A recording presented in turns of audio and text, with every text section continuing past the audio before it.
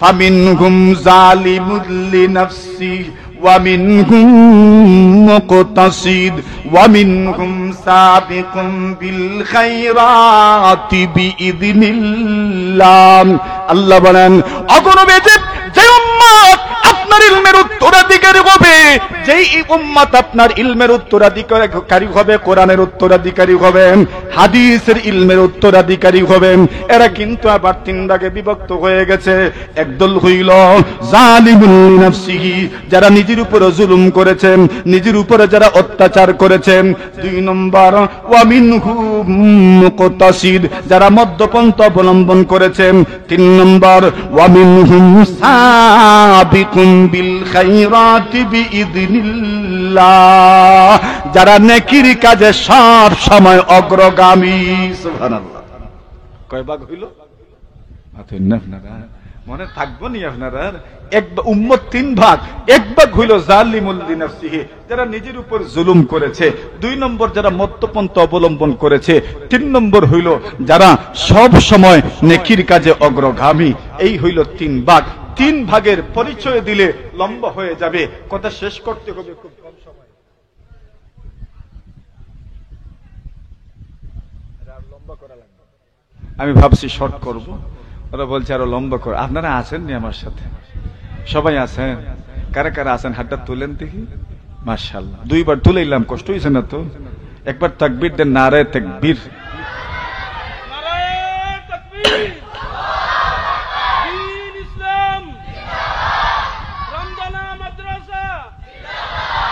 আচ্ছা, মুশাহিদ কাসিমি, ওইটা বলার দরকার নাই।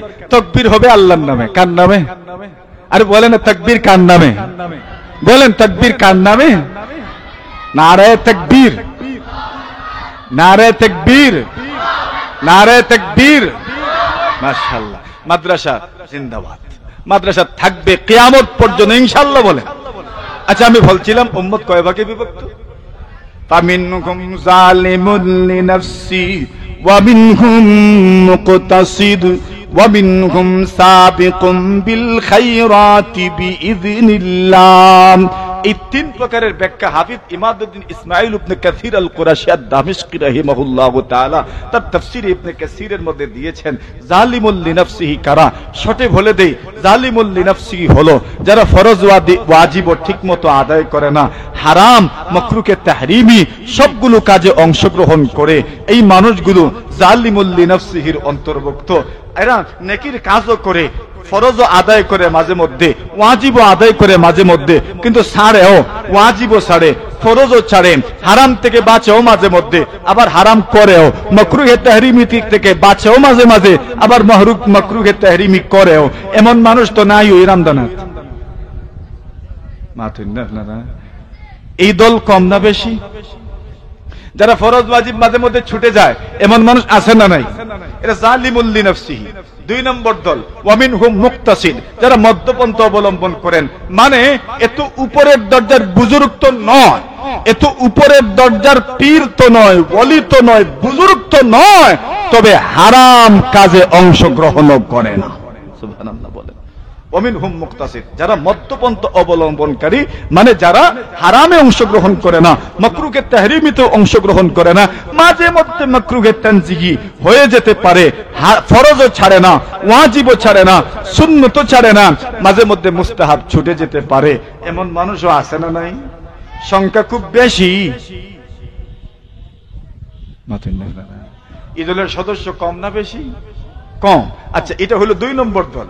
তিন নম্বর উম্মতের তিন নম্বর দল হইল ওয়া মিনহুম সাবিকুম বিল খায়রাতি বিইذনিল্লাহ, যারা হকের কাজে, নেকির পথে সব সময় অগ্রগামী থাকে।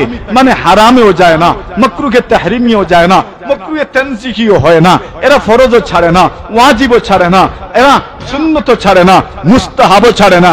এমন মানুষও আছে না নাই? খুব বেশি না খুব কম? খুব কম। এই হলো তিন দল। এই তিন দল বলছেন উম্মতের অন্তর্ভুক্ত। এদেরকেই কোরআন সুন্নাহের ইলমের উত্তরাধিকারী বানানো হবে। এবার এই তিন দলের অবস্থাটা কেমন?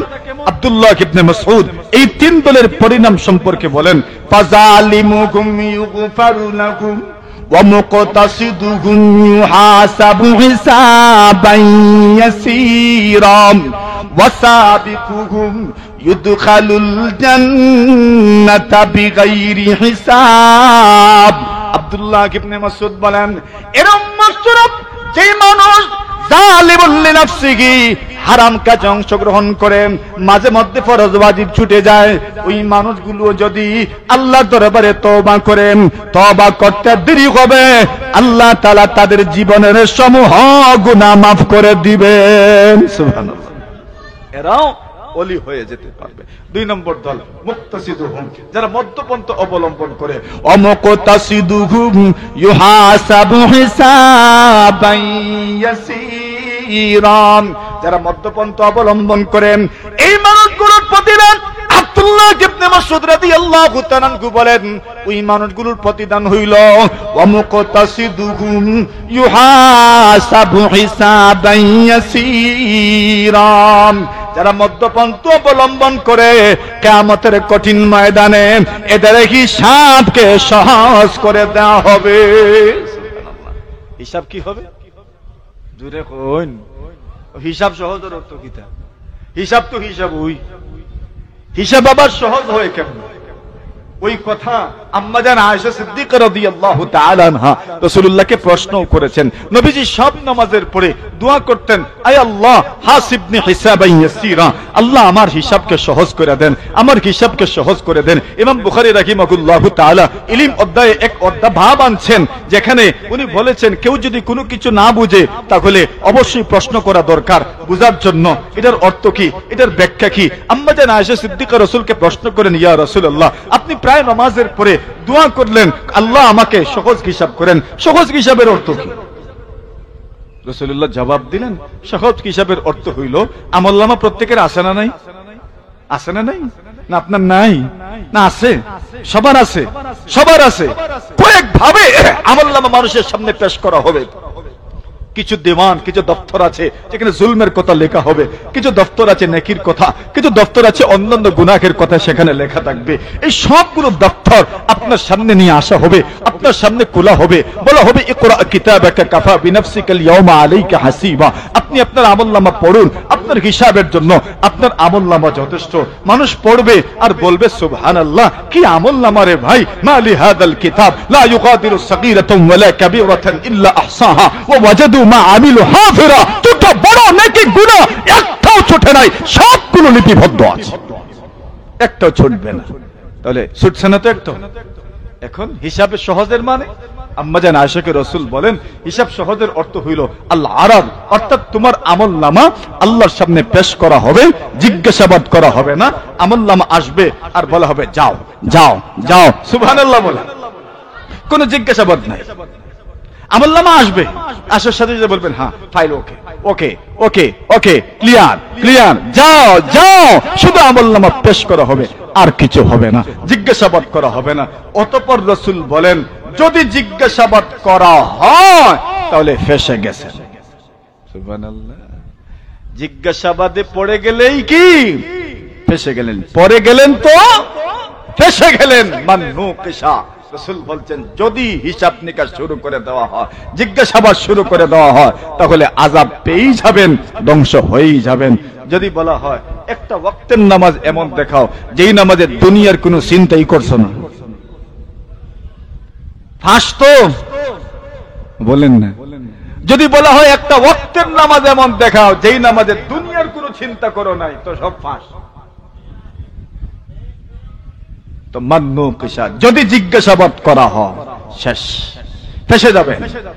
তাহলে সহজ হিসাব মানে শুধু আমলনামা পেশ করা হবে আর বলবেন ঠিক আছে যাও যাও জান্নাতি হয়ে যাও। সুবহানাল্লাহ জোরে বলেন।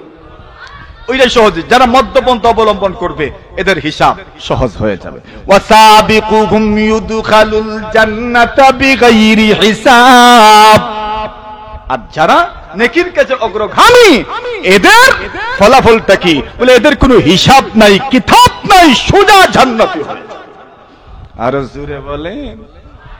আমলনামা ওজন হিসাব নিকাশ তো কার, যাদের গুনাহ আছে নেকিও আছে, আর যাদের শুধু গুনাহ এদেরও কোনো আমলনামা নাই। আর ওজন টুজন নাই, কোনো বিচার হিসাব নিকাশ নাই, বেলা হিসাব জাহান্নাম। আর যাদের নেকি আছে, ঈমান আছে, কোনো গুনাহ নাই, তওবার মাধ্যমে সব গুনাহ মাফ, এদেরও ওজন টুজন নাই, এরা ডাইরেক্ট জান্নাতি মানুষ। সুবহানাল্লাহ বলেন। তাহলে আপনিও হইতে পারেন, আমিও হইতে পারি। আপনি আমল করতে থাকুন, ঈমান তো আছে আলহামদুলিল্লাহ, তাজা করতে থাকুন, গুনাহ থেকে তওবা করতে থাকুন। তওবা করে যদি আল্লাহর সামনে চলে যেতে পারেন, বেলা হিসাব জান্নাতি হয়। তাহলে আসুন শেষটা, ওয়াতাকুল্লাহি ফিস সিররি ওয়াল আলানিয়া, এই তিন জিনিস মানুষকে নাজাত দিবে, বাঁচাবে, মানুষকে হেফাজত করবে। ওই তিন জিনিসের 3 নম্বর হলো ওয়া খাশিয়াতুল্লাহি ফিস সিররি ওয়াল আলানিয়া, যারা গোপনে, যারা প্রকাশ্যে আল্লাহকে ভয় করবে, ওই মানুষগুলো কিয়ামতের দিন সফল হয়ে যাবে। আল্লাহর সামনে দাঁড়াতে দেরি, আল্লাহর পক্ষ থেকে জান্নাতের সার্টিফিকেট পেতে সেকেন্ড তো দেরি হবে না। সুবহানাল্লাহ। আল্লাহ রাসূল সাল্লাল্লাহু আলাইহি ওয়াসাল্লাম বলেন, বুখারী শরীফে এক হাদিস, অনেক জায়গায় ইমাম বুখারী রাহমাতুল্লাহি আলাইহি আনছেন, রাসূল করিম সাল্লাল্লাহু আলাইহি ওয়াসাল্লাম বলেন, বনি ইসরাইলের একজন মানুষ, আল্লাহর বান্দা, জীবনে যত গুনাহ করেছে, আচ্ছা যারা গুনাহ করে এদের একটা পর্যায়ে এটার উদুদয় হয়ে যায় যে আমি যেই পরিমাণ গুনাহ করেছি, আল্লাহ যদি আমাকে পেয়ে যান, এমন শাস্তি দিবেন যেই শাস্তি আল্লাহ অন্য কাউকে দেন নাই, এত শাস্তি আল্লাহ আমাকে দিবেন। ওই লোকটা তার মরণের সময় জমিনে যত গুনাহ করেছে তার আওলাদদেরকে একত্রিত করলো। আল্লাহ আওলাদদেরকে একত্রিত করে সে প্রশ্ন করলো, আচ্ছা বলো তো, আমি তোমাদের কাছে কেমন পিতা, আমি তোমাদের কাছে কেমন বাবা? তখন আওলাদরা বললেন, আপনি তো আমাদের কাছে অত্যন্ত উত্তম একজন বাবা, অত্যন্ত উত্তম একজন পিতা আপনি আমাদের কাছে, এখন আপনি কি বলতে চান?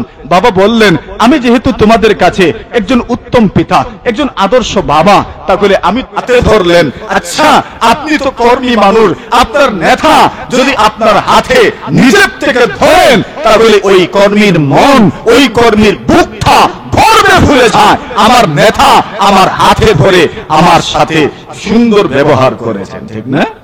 কেন? আমার নেতা আমার হাতে ধরা, এর মানে আমি যে তার কতটুকু বিশ্বস্ত এটার জানান দিলেন উনি। রাসূল করিম সাল্লাল্লাহু আলাইহি ওয়াসাল্লাম একজন আদর্শবান নেতা, ওই আদর্শবান নেতা তার কর্মী, তার একজন অনুসারী মুআজ ইবনে জাবালের হাতে ধরে মুআজকে সম্বোধন করে বলেন, হে মুআজ, ওয়াল্লাহি কসম আল্লাহর, ইন্নী লা উহিব্বুকা ইয়া মুআজ, মুআজ আল্লাহর কসম করে বলছি আমি তোমাকে মহব্বত করি। সুবহানাল্লাহ। আচ্ছা নেতা যদি তার কর্মীকে বলেন আমি তোমাকে খুব ভালোবাসি, তো কর্মীর বুকটা তো গর্বে ভুলে যাবে, আরে আমার নেতা আমাকে মহব্বত করেন। আর সেখানে রাসূলুল্লাহ সাল্লাল্লাহু আলাইহি ওয়াসাল্লামের মতো মানুষ, উনি বলছেন, হাতে ধরে বলছেন, কসম করে বলছেন, ওয়াল্লাহি ইন্নী লা উহিব্বুকা ইয়া মুআজ, মুআজ আল্লাহর কসম করে বলছি আমি তোমাকে মহব্বত করি। মুআজ ইবনে জাবাল আশ্চর্যান্বিত হয়ে গেলেন। মুআজ ইবনে জাবাল এত খুশি হইলেন, এত আনন্দিত হইলেন, কি জবাব দিবেন? আরে রাসূলকে মহব্বত করা উম্মতের ঈমানের পরিচায়ক, রাসূলকে মহব্বত করবেন, এটা আপনার ঈমানের জন্য জরুরি। রাসূলের মহব্বত সবার চেয়ে বেশি হবে আপনার কাছে, তবেই আপনি ঈমানদার হবেন। রাসূলের মহব্বত যদি আপনার কাছে বেশি না হয়, আপনি ঈমানদার হতে পারবেন না। সবার চেয়ে যদি রাসূলের মহব্বত আপনার কাছে বেশি না হয়, আপনি পরিপূর্ণ মুমিন হতে পারেন না। তাহলে রাসূল করিম সাল্লাল্লাহু আলাইহি ওয়াসাল্লামের মহব্বত আমাদের ঈমানের অংশ। সেখানে রাসূল নিজে বলছেন আমি তোমাকে মহব্বত করি। সুবহানাল্লাহ। মুআজ ইবনে জাবাল বলেন, কি আশ্চর্যের কথা, আপনি আমাকে মহব্বত করেন। রাসূল বলেন, আমি তোমাকে মহব্বত করি বিদায় আমি তোমাকে বলছি তুমি 5 ওয়াক্ত নামাজের পরে আল্লাহুম্মা আইন্নী আলা যিকরিকা ওয়া শুকরিকা ওয়া হুসনি ইবাদাতিক, এই দোয়া তুমি পাঠ করবা। সেদিকে আমরা যাচ্ছি না। মুআজ ইবনে জাবাল রাদিয়াল্লাহু তাআলা আনহুকে ইয়ামানের গভর্নর নিযুক্ত করে রাসূল যখন পাঠালেন, ইয়ামানকে রাসূলের যুগে 2 ভাগে বিভক্ত করা হয়েছিল। এক পরগনার গভর্নর হলেন হযরত মুআজ ইবনে জাবাল, আর আরো এক পরগনার গভর্নর ছিলেন আবু মুসা আশআরী রাদিয়াল্লাহু তাআলা আনহু। রাসূল করিম সাল্লাল্লাহু আলাইহি ওয়াসাল্লাম মুআজ ইবনে জাবালকে ইয়ামানে পাঠানোর সময় রাসূল মুআজকে বললেন, ও মুআজ শুনে যাও, তুমি কোন মানুষের উপর জুলুম করবা না। সুবহানাল্লাহ। কি করবা না? জুলুম করবা না। কেন? রাসূল তো বুঝতেই পারছেন জুলুম তো হতে পারে, মুআজ গভর্নর, শাসক, শাসকের থেকেই জুলুম হওয়ার সমূহ সম্ভাবনা থাকে। এই জন্য বলছেন, ও মুআদ, তুমি জুলুম করিও না। এমনকি শরীয়তের বিধিবিধান তুমি যখন বাস্তবায়ন করতে যাবে, তখনও তুমি জালিমের ভূমিকায় অবতীর্ণ হইও না। রাসূল সাল্লাল্লাহু আলাইহি ওয়াসাল্লাম বলেন, যখন তুমি যাকাত উত্তোলন করবে, যাকাত যখন কালেক্ট করবে, তহসিলদার যখন যাকাত কালেক্ট করার জন্য যাবে, তাদেরকে বলে দিও মানুষের উত্তম সম্পদে যেন তারা হাত না দেয়, মানুষের উত্তম সম্পদে যেন হাত না দেয়। রাসূল করিম সাল্লাল্লাহু আলাইহি ওয়াসাল্লাম যারা যাকাত দিবে তাদেরকে উদ্দেশ্য করে বলছেন, ও যাকাত দেনেওয়ালা, মনে রেখো যাকাত উসুলকারী যখন তোমার কাছে আসবে, খুশি না হয়ে যেন ফেরত না যায়। সুবহানাল্লাহ বলেন। মানে যাকাত উসুলকারীকে খুশি করে বিদায় দিও, আর যাকাত উসুলকারীকে কালেক্টরকে বলছেন, ও যাকাত কালেক্টরকারী, তুমি মানুষের উপর সীমা লঙ্ঘন করিও না। আচ্ছা, এখন দেখুন তো, দুপক্ষকে রাসূল ওয়াজ করে দিলেন, এইবার দুপক্ষ সতর্ক কিনা? দুপক্ষ সতর্ক, যারা যাকাত দিবে এরাও সতর্ক। আরে যাকাত উসুলকারীকে নারাজ করে বিদায় দেওয়া যাবে না। রাসূল বলেছেন, সে চাইবে কোনো না কোনো ভাবে যেন খুশি হইয়া বিদায় নেয়। আবার যাকাত উসুলকারীকে রাসূল বলেছেন, আল মুতাদি ফি সাদাকাতি কামানিহা, কেউ যদি যাকাত উসুল করার ক্ষেত্রে সীমা লঙ্ঘন করে সেও যাকাত যে ব্যক্তি দিবে না সে যত বড় গুনাহগার হবে, যাকাত উসুল করার ক্ষেত্রে সীমা লঙ্ঘনকারী সমান গুনাহগার। এবার কালেক্টরও সাইজ হয়ে গেলেন, উনিও যাকাত উসুল করার ক্ষেত্রে চাইবেন, আচ্ছা যেন যাকাত দেনে বলার কষ্ট না হয়। রাসূল বলেন, ও সাহেব, যখন তুমি যাকাত উসুল করার জন্য লোক পাঠাইবা, তারা যেন মানুষের উত্তম সম্পদে হাত না দেয়। মনে করেন ছাগলের যাকাত কি? 40টা ছাগলে একটা ছাগল আপনি যাকাতে দিবেন। এখন মনে করুন যাকাত উসুলকারী আসলেন, আপনার 40টা ছাগলের একটা পাল আছে, ওই ছাগলের পালের সবচেয়ে উত্তম ছাগলটা যদি নিয়ে যায় যাকাত উসুলকারী, আপনার কি খুব ভালো লাগবে না খারাপ লাগবো? কেন? আরে আমার এটাই তো ছিল সবচেয়ে দামি, ওইটা নিয়ে খেলো। রাসূল বলছেন, খবরদার, এমন ভাবে তুমি ওই মানুষগুলোকে কষ্ট দিও না। আবার যাকাত যারা দিবে তাদেরকে বলে দিচ্ছেন, ও সাহেব, খবর রাখিও যাকাত উসুলকারী যেন নারাজ হয়ে বিদায় না হয়। এবার আপনি নিয়ে দিলেন কোনটা? যেটা হাঁটতে পারে না ঠিক মতো, চলতে পারে না ঠিক মতো, তো যাকাত উসুলকারী কি খুশি হবে?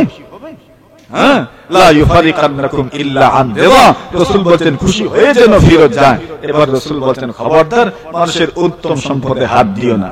ওয়া ইয়াকা ওয়া কারাইমা আমওয়ালিহি, রাসূল বলেন, এমন যখন তুমি যাকাত উসুল করার জন্য কালেক্টর পাঠাবে, তাহসিলদার পাঠাবে, তাদেরকে ওয়াজ করে দিও, ইয়াকা ওয়া কারাইমা আমওয়ালিহিম, মানুষের উত্তম সম্পদে তুমি হাত দিও না, সবচেয়ে উত্তম সম্পদটা তুমি নিয়ে আসিও না। গরু যদি হয়, মহিষ যদি হয়, 30টা মহিষ, 30টা গরুর মধ্যে একটা গরু, একটা অথবা মহিষ যাকাতে দিতে হয়। যদি 5টা উট হয়, একটা ছাগল দিতে হবে যাকাতে। 10টা উটের মালিক যদি হন, 2টা ছাগল আপনাকে যাকাতে দিতে হবে। 15টা উটের মালিক যদি হন, অবশ্যই আপনাকে 3টা ছাগল যাকাতে দিতে হবে। 20টা উটের মালিক যদি হন, তাহলে আপনাকে 4টা ছাগল যাকাতে দিতে হবে। 25টা উটের মালিক যদি হন, তাহলে 1 বছরের একটা মাদ্দা উটের বাচ্চি আপনাকে যাকাতে দিতে হবে। রাসূল করিম সাল্লাল্লাহু আলাইহি ওয়াসাল্লাম বলেন, যাকাত যখন উসুল করবা, তখন যাকাত উসুল করার সময় উত্তম সম্পদে হাত দিও না, উত্তম ছাগলে হাত দিও না, তার পালের মধ্যে সর্বোত্তম ছাগলটা হাত দিও না, তার গরুর পালের সবচেয়ে উত্তম গরুরিতে হাত দিও না, তার মহিষের পালে সবচেয়ে উত্তম মহিষে হাত দিও না, বরং তাকেও খুশি রাখো, তুমিও খুশি হও। ইয়াকা ওয়া কারাইমা আমওয়ালিহিম। এরপর নবী আলাইহিস সালাতু ওয়াস সালাম বলেন, তুমি যদি তার উত্তম ছাগলটা যাকাতে উসুল করে নিয়ে আসো, তার মনে কষ্ট লাগবে, এটা কোন না কোন একটা পর্যায়ে জুলমের পর্যায়ে পৌঁছে যাবে। রাসূল বলেন, ওয়াত্তাকি দাওয়াতাল মাজলুম ফাইন্নাহু লাইসা বাইনাহু ওয়া বাইনাল্লাহি হিজাব। নবী আলাইহিস সালাতু ওয়াস সালাম বলেন, মাজলুমের বদদুয়া থেকে তুমি বেঁচে থাকো। এর উম্মত, এর উম্মত, তুমি এবং তোমার সব ধরনের কালেক্টরদেরকে বলে দিও, কেউ যেন যাকাত উসুল করার ক্ষেত্রে জালিমের পর্যায়ে যেন অবতীর্ণ না হয়। যদি জালিমের পর্যায়ে তুমি অবতীর্ণ হয়ে যাও, মজলুমের বদদুয়া, এমন বদদুয়া আল্লাহ তাআলা মজলুমের বদদুয়া বড় দ্রুত কবুল করেন। ইত্তাকি দাওয়াতুল মাজলুম ফা ইন্নাহু লাইসা বাইনাহু ওয়া বাইনাল্লাহি হিজাব। মজলুমের বদদুয়া এবং আল্লাহর মধ্যখানে কোনো পর্দা থাকে না। এর সোজা অর্থ হলো মজলুমের বদদুয়া বড় দ্রুত কবুল হয়ে যায়। সুবহানাল্লাহ। সুতরাং দুনিয়াতে যত মানুষ যতভাবে জালিমের ভূমিকায় অবতীর্ণ হবে, দুনিয়াতে তাকে শাস্তি পেয়েই যেতে হবে। আচ্ছা, রাসূল বলেন এখন স্বার্থপরতার কারণে এক নম্বর গুনাহ, যেই গুনাহ মানুষকে করতেই হয়, বনি ইসরাইল যেই গুনাহের মধ্যে লিপ্ত হয়েছিল, সেই গুনাহ হলো জুলুম। আমারাহুম বিজুলমি ফাযালামু, দুই নম্বর গুনাহ, ওয়া আমারাহুম বিল কাতিআতি ফাকাতাউ। নবী আলাইহিস সালাতু ওয়াস সালাম বলেন, যখন বনি ইসরাইল স্বার্থপর হয়ে গেল, তখন 3 নম্বর যে গুনাহ তারা করেছে, সেই গুনাহ হলো তারা আত্মীয়তার সম্পর্ককে ছিন্ন করেছে। মানুষ আত্মীয়তার সম্পর্ক যে ছিন্ন করে, এই আত্মীয়তার সম্পর্ক ছিন্নের পিছনে সবচেয়ে বড় কারণ হইল স্বার্থপরতা। দুনিয়াতে স্বামী স্ত্রীর মধ্যে যত ডিভোর্স হয়, যত পরিবার দাম্পত্য জীবনে ভাঙ্গন আসে, এর পিছনে সবচেয়ে বড় কারণ হলো স্বার্থপরতা। একমত নেই? একমত। আল্লাহ বলেন, ওয়া উহদিরাতিল আনফুসুস শুহ। আল্লাহ বলেন, মানুষ যখন স্বার্থপর হয়ে যায়, তখন আর সম্পর্ক টিকিয়ে রাখা যায় না। বিশেষ করে বৈবাহিক সম্পর্ক বেশি ভাঙ্গন সৃষ্টি হয় স্বার্থপরতার কারণে। যখন স্বামী স্বার্থপর হয়ে যায়, যখন স্ত্রী স্বার্থপর হয়ে যায়, আর সম্পর্ক ঠিক থাকে না। যখন শ্বশুর শাশুড়ি স্বার্থপর হয়ে যায়, সম্পর্ক আর ঠিকানো যায় না। বৈবাহিক সম্পর্ক ভাঙ্গনের পিছনে, দাম্পত্য জীবনে অসুখী হওয়ার পিছনে সবচেয়ে বড় কারণ কোনটা? স্বার্থপরতা। এই জন্য বিবাহের শুরুতেই মোহর নিয়ে যে টানাটানি হয়, বেশি মোহর এক পক্ষ চায় মোহর যেন বেশি হয়, কনের পক্ষে যারা এরা চাইবে মোহর যেন খুব বড় হয়, আর দামানদের পক্ষে যারা, বরের পক্ষে যারা, এরা চাইবে মোহর যেন খুব ছোট হয়। এর মানে কি? কনের পক্ষের চাহিদা হইল ওই সুযোগ যায়, এই সুযোগেই যদি যত পারো উদ্ধার কর। আর বরের পক্ষ চায় এই সুযোগ যায় যত পারো কম দিয়ে বিয়ে শেষ করার চেষ্টা করো। এর মানে দুই পক্ষই এটাকে শিল্পের পর্যায়ে নিয়ে গেছে, বিজনেসের পর্যায়ে নিয়ে গেছে, ব্যবসার পর্যায়ে নিয়ে গেছে, লেনদেনের পর্যায়ে নিয়ে গেছে। এখন এক পক্ষ চায় সবচেয়ে বেশি দিয়ে যে কোনো ভাবে বেশি আদায় করো, আরেক পক্ষ চায় যত পারো কম দিয়ে শেষ করো। একমত নাই মনে হয় আমার সাথে আপনারা? অথচ ইসলামের বিধান কি? দেখবেন খুব ধনী, কম দিত, এজন্য বলে মরে ভাতি। আচ্ছা, তুমি মরে ভাতিমি দিতে কে বলছে তোমাকে? ইসলাম তো শুধু মরে ভাতিমির কথা বলে না। রাসূল করিম সাল্লাল্লাহু আলাইহি ওয়াসাল্লাম বিয়ে করলেন, হযরত উম্মে সালামা রাদিয়াল্লাহু তাআলা আনহাকে বিয়ে করলেন। রাসূলুল্লাহ মোহর দিয়েছেন মাত্র 10 দিরহাম, মানে মাত্র 3 তুলা রূপা। কত রূপার তুলা? কত? সর্বোচ্চটা বর্তমানে হয়তো 1800। 3-18 কত?